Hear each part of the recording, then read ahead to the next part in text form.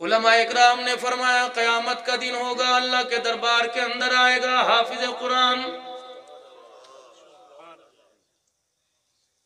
ताज तो सोने का बाद में मिलेगा, नूर के मोतियों का ताज तो बाद में मिलेगा। पहले इलाहुल आलमीन के दरबार में हाफिज कुरान आएगा, दो बादल के टुकड़े अपने ऊपर देखेगा, जो उसके दाएं बाएं उसके कंधों उसके सर पे साया किए हुए आएंगे। और ऐसी रिमझिम उनमें से बरसती रहेगी। अल्लाह अकबर। सूरज जितना भी करीब हुआ उसकी गर्मी की शिद्दत महसूस नहीं होगी। जब परवरदिगार आलम के दरबार में खड़ा होगा, अल्लाह जल्ला शानू फरमाएंगे इनको पहचानता है कि इलाही अम्मी नहीं, अब्बू नहीं, रिश्तेदार नहीं, बहन भाई नहीं, कुर्बे बरादरी वाले नहीं, इलाही लेकिन अपने अपने से लगते हैं। इनमें से जो रिमझिम आ रही है अपनाइयत दे रही है, लगता है दुनिया के किसी वक्त दुनिया के जन्म में किसी हिस्से में इनका मेरा वास्ता पड़ा था। अल्लाह जल्ला शान मुस्कुराएगा और कहेगा जरा एक मर्तबा पहचान, नहीं पहचानता तो मैं बतलाऊंगा।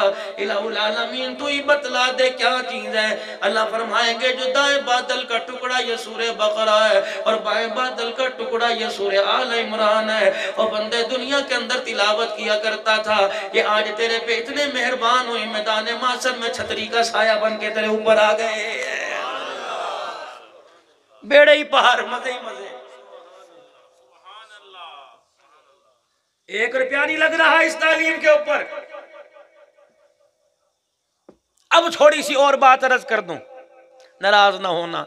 मैं भी स्कूल में पढ़ा हूं, गो के मैट्रिक में मैं मैथ में रह गया था, फिर मैं पढ़ाई कोई नहीं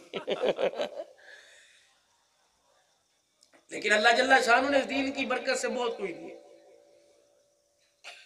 अल्हम्दुलिल्लाह आप भी अल्लाह आपके बच्चों को स्कूल में अव्वल पोजीशन है, जो पूरे पूरे साल से मेहनत करके रेडियां लगा के और छोटी छोटी दुकानों पे काम करके अपने बच्चों की पूरे महीने की फीस अदा करते हैं। छुट्टियों की 3-3 महीने की, कोरोना वायरस में खुदाई की कसम स्कूल बंद लेकिन फीसें देते रहे। कई स्कूल वाले जिन्होंने नहीं मिली खुशहाल थे, लेकिन अब उनके रिजल्ट का मेरे अजीजों अब मेवे खाने का वक्त आया। झोली फैलाकर दुआ करता हूँ अल्लाह जल्ला शानू तमाम स्कूल में पढ़ने वाले बच्चों बच्चियों को कामयाब फरमा दे। लेकिन अगर आपकी बच्ची मैट्रिक में पढ़ रही है और इधर एक बच्ची मेरे अजीजों दरासात दीनिया या आलिमा को कोर्स कर रही है, जब दोनों मेरे अजीजों अपने अपने इम्तहान दे के नतीजा लेके हाथ के अंदर डिग्री लेके आएंगी, अल्लाह अकबर, वहां कब मिलेगा? वहां मेरे अजीजों सिल्वर तांबे या प्लास्टिक का एक जो है वो एक टाइटल सा मिलेगा, एक गोल्ड मेडल एक मेडल सा मिल जाएगा। लेकिन ये बच्ची जब आलमा बन के आएगी, बुखारी शरीफ का सेट लेके आएगी, कुरान की तफसीर का सेट लेके आएगी, अल्लाह अकबर, वहां मेरे अजीजों जब इनाम मिलेगा गैरों के साथ तस्वीरें खींचेंगी, यहाँ इनाम मिलेगा, दुपट्टा चादर मिलेगी, पर्दा पोशी मिलेगी और कहा जाएगा बच्ची ये लेने आई थी, हमने ये तेरे साथ भेज दिया। नाराज ना हो ना वो साल सुखा वालों, ईमानदारी से मुझे बताओ, जब आपने अपनी बच्ची भेजी थी दिसंबर के महीने, जनवरी के महीने में, फरवरी में जब आपने एडमिशन कराया था, फीकी फीकी गर्मी थी, फीकी फीकी सर्दी थी, हाईनेक पहनाई थी, ऊपर आपने यूनिफॉर्म की कमीज पहनाई थी, उसके ऊपर आपने उसी स्कूल के मुताबिक उसी रंग का स्वेटर पहनाया था, दुपट्टा भी दिया था, पट्टी भी गले के अंदर बांधी थी। 8-10 साल के बाद जब मेरी बच्ची मैट्रिक का इम्तहान लेके दे के आई, कामयाब तो हो गई, 1050 में से 1049 नंबर तो लेके आई, मेडल तो लेके आई, शील्ड तो लेके आई, अव्वल पोजीशन का कप तो लेके आई, अखबारों में तस्वीर तो लेके आई, पैना फ्लैक्स में बुसाल सुखा में तस्वीर लेके आई। लेकिन आई रही मेरी बदनसीबी, जो दुपट्टा मैंने उसके सर पे दिया और हुक से बांधा था, मैट्रिक की सनद तो हाथ में ले आई, लेकिन पता नहीं दुपट्टा कौन से बाजार में छोड़ के आ गई है। मेरी बच्ची मेरे सामने आई, अल्लाह ना करे भी 10वीं का इम्तहान देगी हालत में ना आए, लेकिन मैं अपनी बच्ची से मेरे अजीजों कहता हूँ, मेरी बच्ची मेरे सामने आई, कहने लगी अब्बा मुबारक हो। मैंने यूं उठा के देखा और मेरी आंखों की एनियों में से आंसू निकलने लग गए। मैंने कहा इलाहुल आलमीन, मैंने तो इसे गैरत का लिबादा ओढ़ने के लिए भेजा था, ये बेहयाई का लिबास पहन के कहां से आ गई है। इलाही ऐसी मैट्रिक की सनद जो कपड़े उतरवा दे, मोटे कपड़े उतरवा के बारीक नीम बरहना लिबास बना दे, मुझे पता होता अल्लाह मैं वैसे अपने घर बिठा लेता, मैट्रिक की तालीम ना दिलवाता। मैंने कहा बच्ची आगे क्या करना है? इधर से रिश्तेदार खड़े हो गए, इधर से मोहल्ले वाले खड़े हो गए, दुकानदारों ने भी मशवरा दिया, यार आगे पढ़ा, तूने मैट्रिक करवा दिया, अल्लाह इसकी इज्जत की हिफाजत करेगा, इसे आगे पढ़ा। मैंने कहा जिस स्कूल की तरफ मैं मुंह करता हूँ मुझे कोई एजुकेशन नजर आती है, इधर कोई बैठी होती है, इधर कोई बैठा होता है, बता मैं कहां से स्कूल तलाश करूं? और लोगों हमारे पास जो तालीमी निजाम है वो सारा अंग्रेज का तरतीब दिया हुआ है। अल्लाह करे निफाज शरीयत इस पूरी दुनिया के अंदर आ जाए, हमारे कायदीन को अल्लाह उनके मिशन के अंदर कामयाब फरमा दे। जिस दिन मेरे अजीजों निफाज शरीयत कुरान का कानून दुनिया के अंदर आ गया, खुदा की कसम दुपट्टा भी बचेगा, चादर भी बचेगी, फिर टूल प्लाजा हो या मोटरवे हो या कश्मीर हो या यूनिवर्सिटी हो, खुदा की कसम तेरी मेरी बच्ची की इज्जत लूटने वाला कुत्ता कहीं नजर नहीं आएगा इंशाअल्लाह। मुझे इसने मशवरा दिया, मुझे इसने मशवरा दिया, कहने लगे मौलवी साहब क्या तुझे अपने खून पे भरोसा कोई नहीं?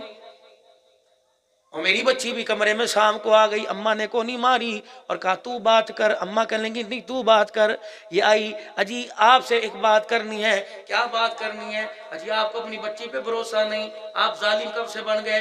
आपने देखा नहीं रो रो के तेरी बच्ची हलकान हो गई, इसकी आंखें मोटी मोटी सूज गई, क्या चाहती है? ये कहती मैंने कॉलेज में पढ़ना है। अब्बा कहता बुर्का लेके जाएगी। अल्लाह अकबर, कॉलेज के अंदर तो बुर्का अलाउ नहीं, बताओ मैं क्या लेके जाऊं? अल्लाह अकबर। मैंने कहा चलो ठीक है बुर्का ना लेके जा, पढ़ाएगा कौन? कहा वहाँ बहुत बड़ी यूनिवर्सिटी से प्रोफेसर पढ़ के आया, फलाने बाहर के मुल्क से एक प्रोफेसर पढ़ के आया, उसकी तालीम, उसका हिसाब, उसकी साइंस, उसकी केमिस्ट्री, फिजिक्स तो बड़ी अजीब है, वो पानी के घूंटों की तरह अंदर उतारता है। मैंने कहा बेटी मेरी हो हया वाली, उसका जिस्म का हिस्सा फूल गया हो, जाहिर हो गया हो, मेरी गैरत गवारा नहीं करती, मैं तो आला खानदान का फर्द हूँ, मैं तो आला खानदान से ऐसे रखता हूँ। अल्लाह अकबर। मुझे लोग मेरे मुंह पे ताना दे के चले गए, कहने लगे क्या तुझे अपनी बेटी पे भरोसा नहीं? तेरी बच्ची इतनी कमजोर है क्या रहरे गहरे की गोदी में बैठती फिरेगी? मैंने कहा एक बात का जवाब दे, फिर मैं अपनी बच्ची को तू जहां के मैं झोंक दूंगा। कहा क्या? मैंने कहा हुजरे मुबारक का दरवाजा बजा, मन दक्कल बाब, जवाब मिला कौन? कहा अना अब्दुल्ला बिन उम्मे मखतूम। कौन बैठा था? उम्मे हबीबा, हजरत आयशा, उम्मे सलमा। रहमत वाले नबी ने फरमाया अब्दुल्ला बिन उम्मे मखतूम क्या लेने आए हो? कहा कमली वाले जरा आपके पास बैठ के कुछ पूछने के लिए आया। आपने फरमाया ठहर जा। आयशा तेरा दुपट्टा कहाँ? या रसूलल्लाह मेरे सर पर। फरमाया जरा इसे मुंह पर और सीने पे डाल ले। हफ्सा तू भी अपनी चादर डाल ले। उम्मे हबीबा दाएं बाएं जितनी बैठी हो सारे चादर पे डाल दो।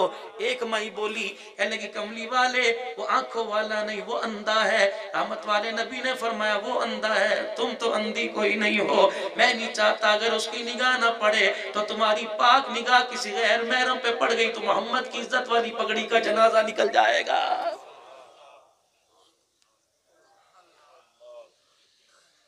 अब बता तेरी बेटी गैरत वाली कि नबी की बीवी गैरत वाली?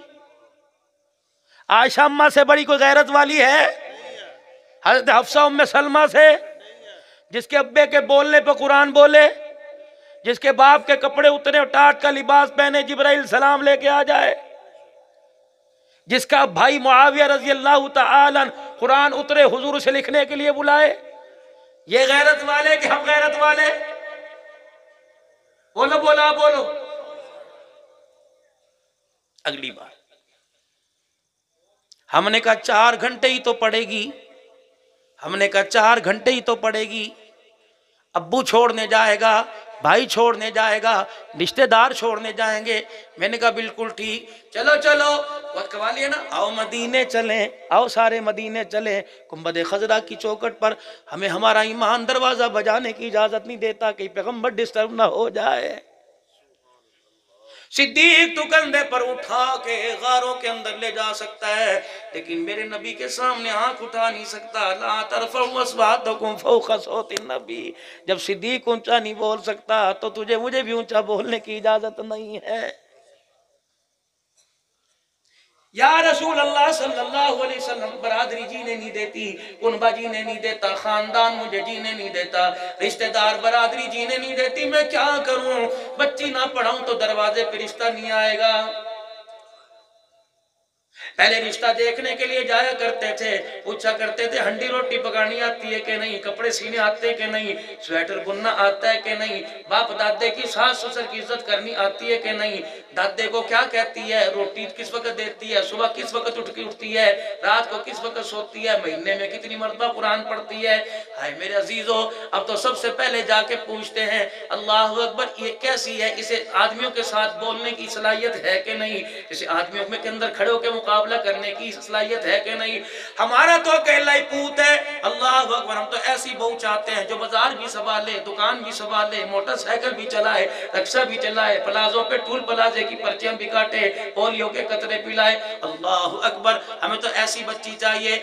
इलाही तू बता, अपने हबीब के जरिए बतला दे कि मैं अपनी बच्ची को स्कूल पढ़ाऊं तो दाएं बाएं गैर महरम बैठे होते हैं। हालांकि तेरी शरीयत तो इजाजत देती है जब सगे भाई की मुझे फूट आए और सगी बहन के हया वाले अज़ा फूलने लग जाए तो खबरदार दोनों को एक कमरे में न बिठाना। अगर दोनों एक कमरे में हो तो तीसरी माँ होनी चाहिए, तीसरा अब्बा होना चाहिए, तीसरी दूसरी बहन होनी चाहिए। मैंने कहा कमली वाले एक कमरे में बिठाऊं? फरमाया मैं तो इतनी गैरत वाला दीन लेके आया तो एक कमरे की बात करता है, मैं तो बहन भाइयों को एक चरपाई पर बैठने की भी इजाजत नहीं देता। किथे गई गैरत? बताओ कहां सो गई गैरत? चलो चलो जुनैद बगदादी रहमतुल्लाह अलैह के पास चले, बगदाद के जुनैद के पास चले। मैंने पूछा जुनैद बगदादी मुझे बता, मुझे बता, मैं अपनी बच्ची को घर सर को बुला के पढ़ा सकता हूँ कि नहीं, या अपनी बच्ची को किसी आदमी से पढ़ने के लिए भेज सकता हूँ कि नहीं। कहा बाबा तूने हमारी क्यों माननी है, तू तो वो साल सुक्का में रहता है, तू तो रोशन जमीरों नहीं बल्कि बेजमीरों के अंदर रहता है। अल्लाह अकबर, तूने हमारी कब माननी है, लेकिन मसला बताऊं, अमल कर या ना कर। पढ़ाने वाला हसन बसरी हो, पढ़ने वाली राबिया बसरी हो, एकेडमी का नाम बैतुल्ला हो, निसाब का नाम कलामुल्ला हो, नबी की लाई हुई शरीयत ऐसी पाक जगह पर ऐसे पाक आदमी से के सामने, किसी गैर महरम के सामने तेरी बच्ची को पढ़ने की इजाजत नहीं देती है।